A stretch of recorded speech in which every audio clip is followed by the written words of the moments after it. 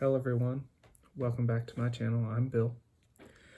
Today's video is going to be expanding into the Mythic character types. Today's video is going to be on the Archmage. I'm just going to go through them in order. So there are 7 more to go through, including the Archmage. So look forward to that, guys. Okay, the Archmage. You're using your Mythic power to add great deals of power to your arcane power. So if you're an arcane spellcaster, this is the Mythic class you want to take. So here's the tier level bonuses you get as the Archmage. This is in addition to the base bonuses from the previous video. The Archmage at first level gets Archmage Arcana and Path ability. Every level of Archmage you get a Path ability, which is just about the same setup as the any other of the classes after the base. And then at 10th tier Archmage, you get True Archmage.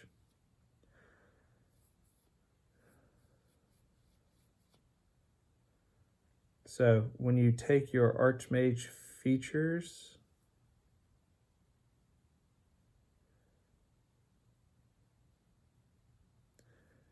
you only get one of these, because it says once chosen cannot be changed. Arcane Surge. Swift action, you can expend 1 use of Mythic power to cast any one of your arcane spells without expending a prepared spell or spell slot, if you prepare spells. If you're a spontaneous caster, the spell must be one of the spells you know. If the spell requires a saving throw, any non-mythic creatures affected by the spell roll twice and take the lower result. If you must attempt a caster level check for the spell to overcome creature spell resistance, you can roll your caster level check twice, adding your tier to each and take the higher result. You can't add a meta magic feat to a spell you cast using this ability. Mage Strike. As a swift action, you can spend 1 use of Mythic power to make 1 melee attack. This is in addition to any other attacks you make this round.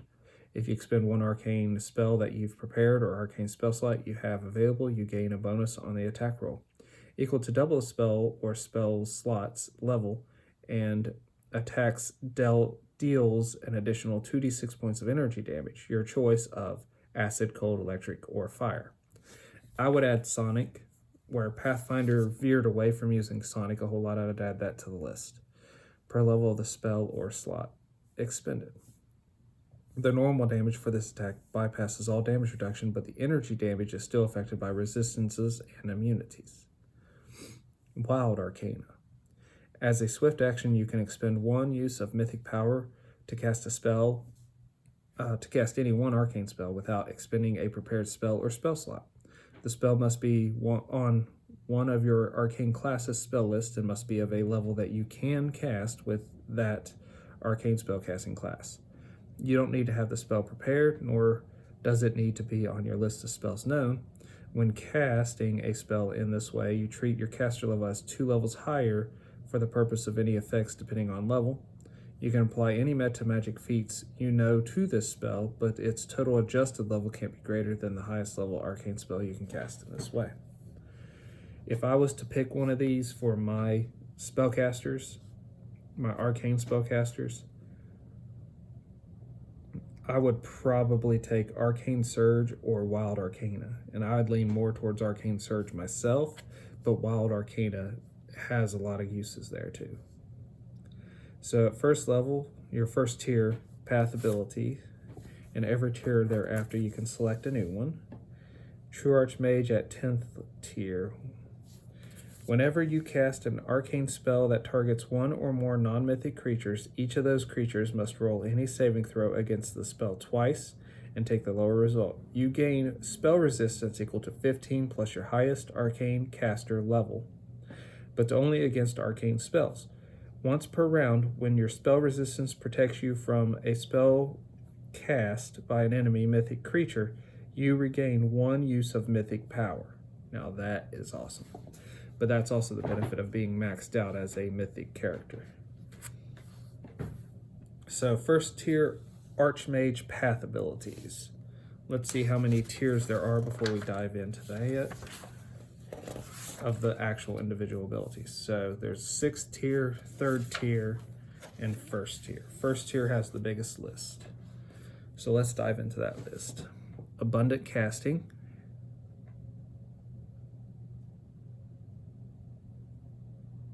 You can take a single target spell and add your tier to be the extra number of targets the spell can affect.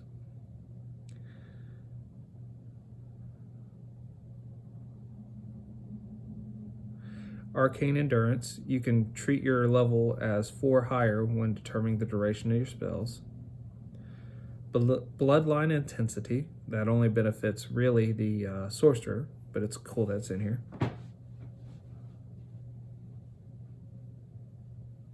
Gives you an extra feat from your bloodline.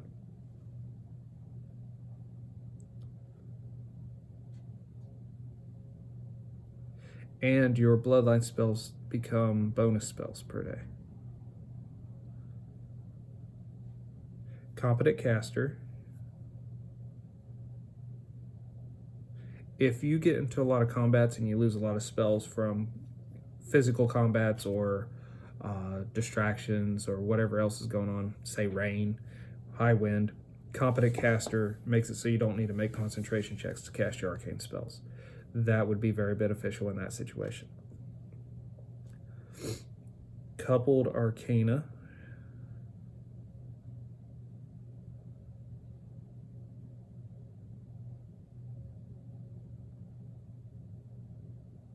Whenever you use your standard action or move action or swift action to activate an arcane power, performance, bloodline, hex, magus ability, you can use a mythic power as a free action as well. So that could be okay if your mythic powers are pretty good. Crafting Mastery. So if you build a lot of stuff for your party, this would be a good one.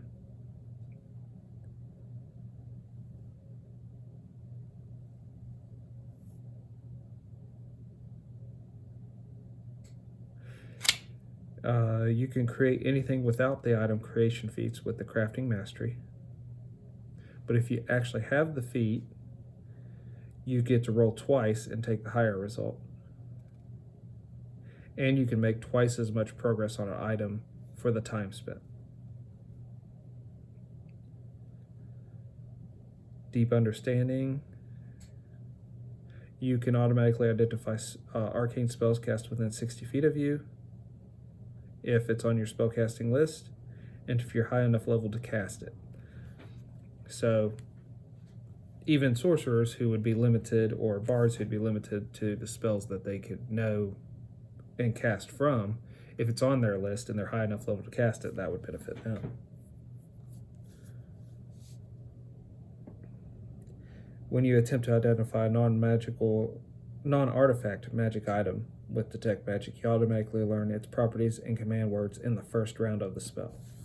No spellcraft needed, but you can't automatically determine whether it's cursed. So that's good. That at least leaves the cursed option on the table for the Game Master, because it's always fun story-wise for the party finding cursed objects and utilizing those. Eldritch Blast.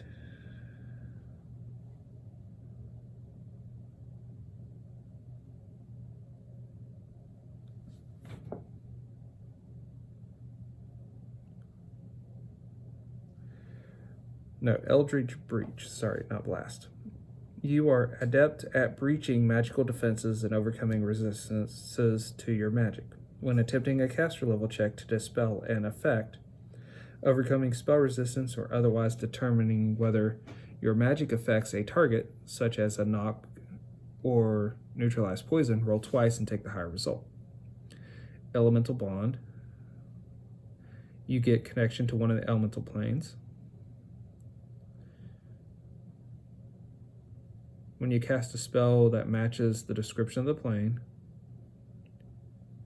add your tier to the caster level of that spell. You gain resistance 10 against an energy type associated with your chosen plane. At 6th tier, this resistance increases to 20, and at 9th tier, this resistance increases to 30. Enduring armor. You are protected by armor made of force. This armor grants you armor bonus equal to AC of 3 plus your tier. This ability is an abjuration effect with a spell level equal to your tier.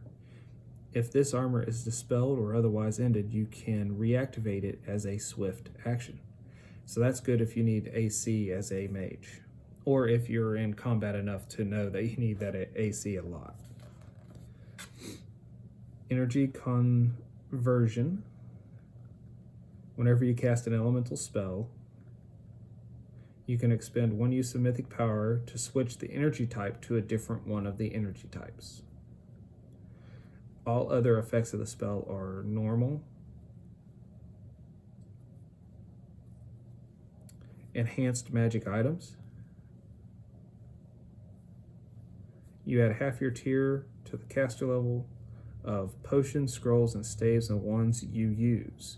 When using a staff or wand, you may activate the item by expending 1 use of mythic power instead of one of the item's charges. So where 3rd edition and D&D use wands with charges till they're burnt out to 0, that can help you preserve a wand that only has a handful of charges but is still very useful to you. Flash of omniscience.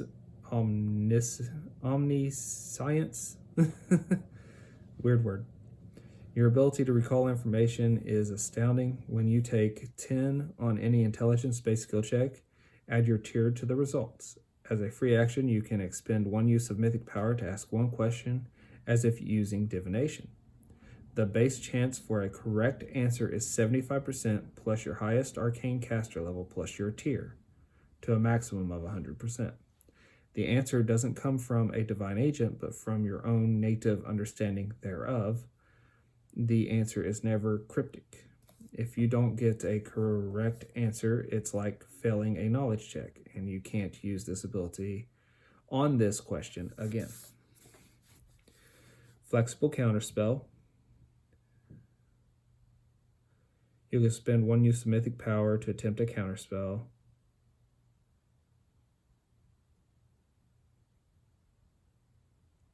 That could be useful. Flexible school.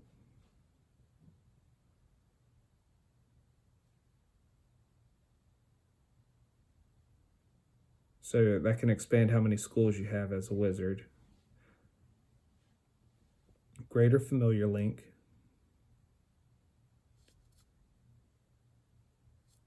It's like the shield other spell with your familiar, which could be very useful if your familiar sees a lot of combat, or if you see a lot of combat and your familiar has a lot of hit points. Harmonious Mage.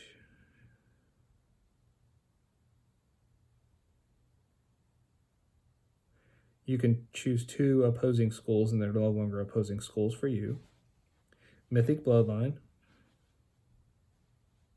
That can be very useful for a sorcerer. When determining the effects of your bloodline powers, you're considered 4 levels higher, but it doesn't grant your powers at a lower level.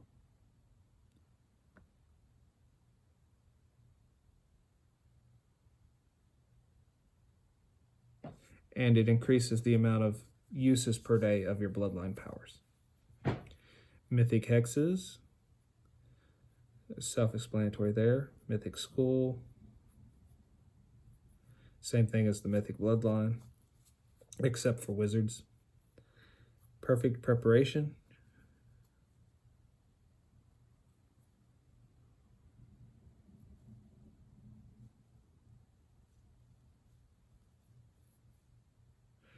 Perfect Preparation removes the need to have a spellbook or a familiar if you're a witch.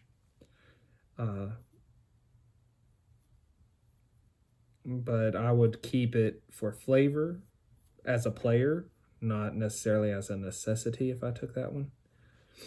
Because why not still have the familiar, or why not still have the spellbook to expand the amount of spells your repertoire is? Because whenever I have a spellbook, I take sheets of paper and I write down what spells I got for, say, spellbook 1, spellbook 2, spellbook 3, as I gain lots of levels. Because I'll forget what some of the spells do, or I'll forget that I even have those spells. Rapid preparation.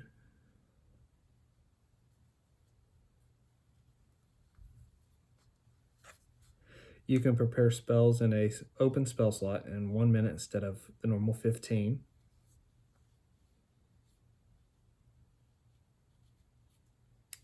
And you can switch a spell out of an already occupied spell slot to a different spell in 15 minutes instead of 1 hour.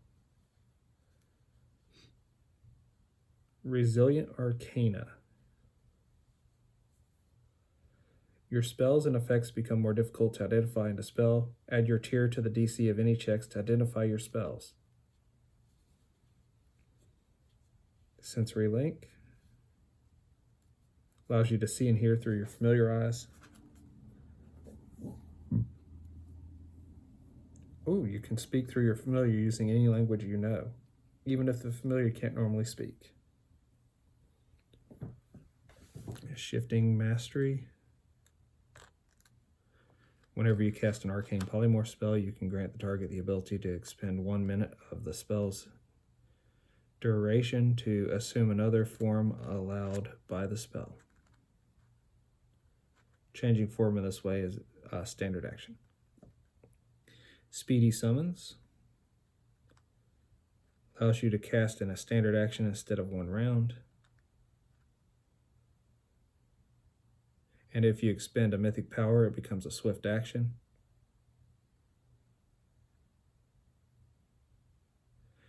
As a full round action as a summoner, you could expend a use of mythic power and summon your Eliodon. You have to be at least 3rd tier to pick this ability. So that's the first one that actually has a tier limit in the low tier listed ones.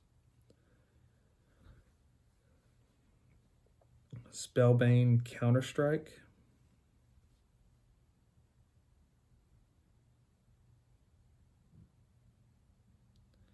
With a quick sprint, you retaliate against the caster of a spell you countered. When you counter a spell, you can move up to your speed as part of the counterspell action, as long as you end your movement with the target of the counterspell within melee range. Your movement from this ability doesn't count towards your total movement for the round. So that's good. That gets you to a target real quick. Telekinetic Master. You can use Mage Hand or Open Close at will as a standard action. And you can affect unattended magic objects with Mage Hand. The weight limit for these abilities increases by 5 pounds per tier. Treat your caster level as 2 levels higher when casting Levitate, Telekinesis, and similar spells.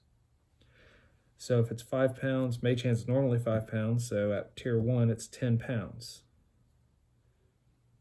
At tier 10, it's 55 pounds for Mage Hand, a 0 level spell. That can be bad.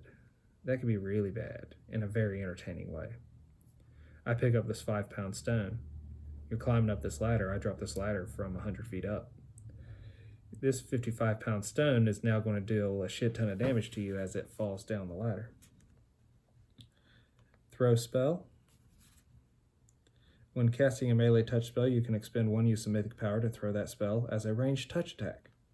The range of this thrown spell is 10 feet per tier, so not bad.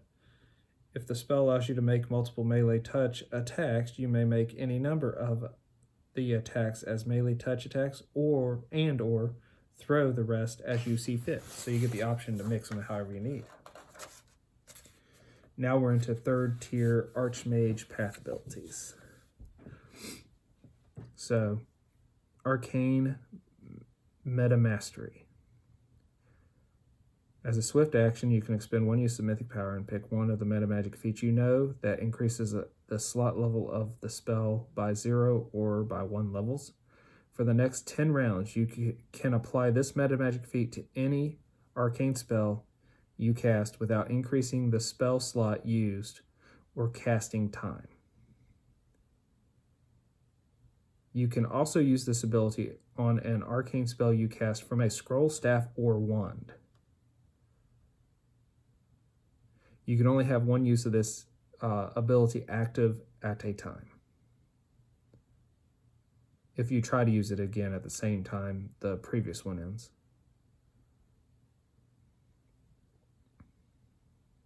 If you select this ability more than once as you go up in Mythic tier, each time you select it, the maximum spell slot level increases. The meta magic feat you can choose goes up by 1 to a maximum of 4.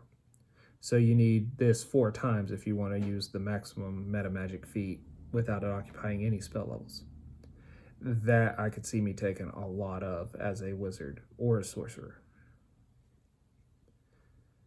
Arcane Potency.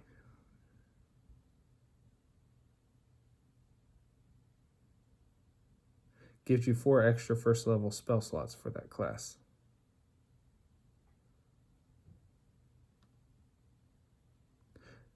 So that one's kind of on the low end. Now, if you were in a low-level Mythic campaign, that could be useful. Bloodline Immunity.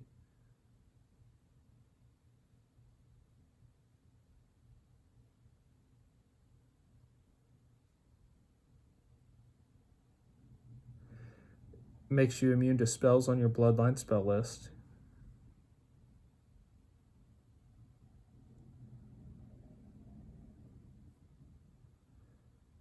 If you're targeted by any of these spells on your Bloodline spell list, as an immediate action, you can spend 1 use of Mythic Power and turn the spell back upon the original caster, as if using spell turning.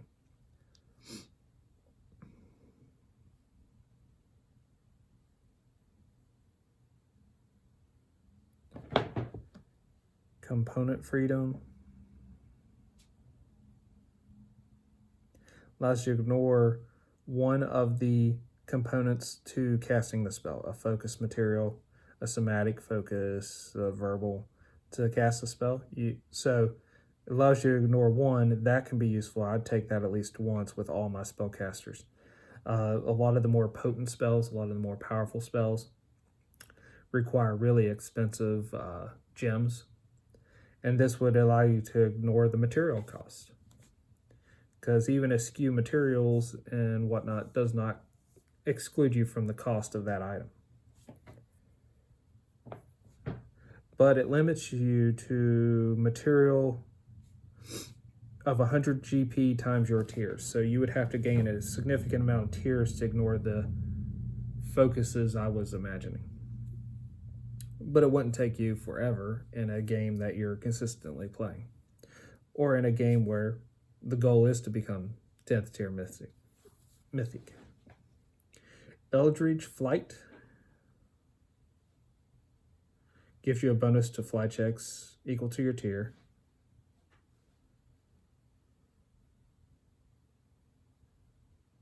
At 6th tier, you gain a supernatural fly speed of 60 feet, 40 feet if you're wearing medium or heavy armor or carrying a medium or heavy load. Eldritch Flight, to me, is kind of meh. Me and my friends, we don't really use the fly skill. So that could be very beneficial if you're using the fly skill. And then the fly spell isn't that hard to get a hold of. So, especially magical items that benefit a person with the fly skill. Many forms. You can alter your appearance at will as if using Alter Self. You can expend 1 use of Mythic Power to change shape like using Polymorph with duration of 1 minute per tier. At 6th tier, the Polymorph becomes 10 minutes per tier. Mirror Dodge.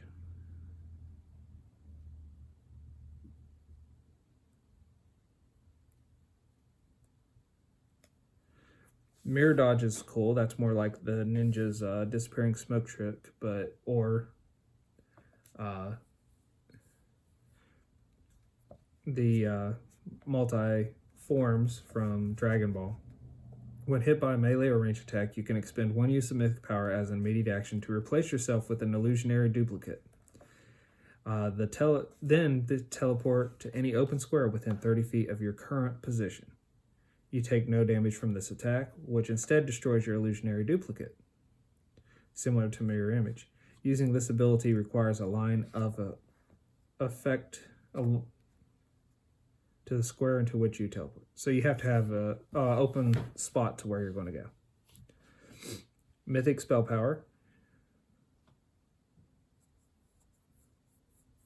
Up to twice per day, you can use this power to cast a mythic spell without expending any uses of mythic power. You can select this ability up to 3 times. Each time you do, you gain 2 additional uses of this ability per day. I would definitely take that.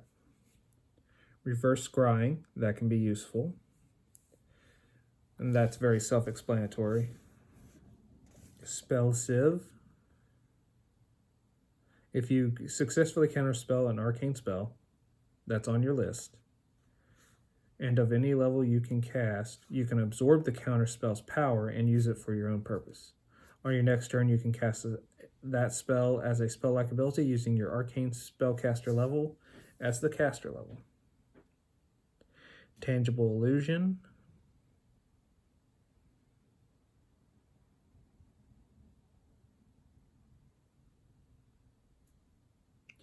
You can use your mythic power to create an illusion that is physical and non-magical for a duration of 10 minutes per tier.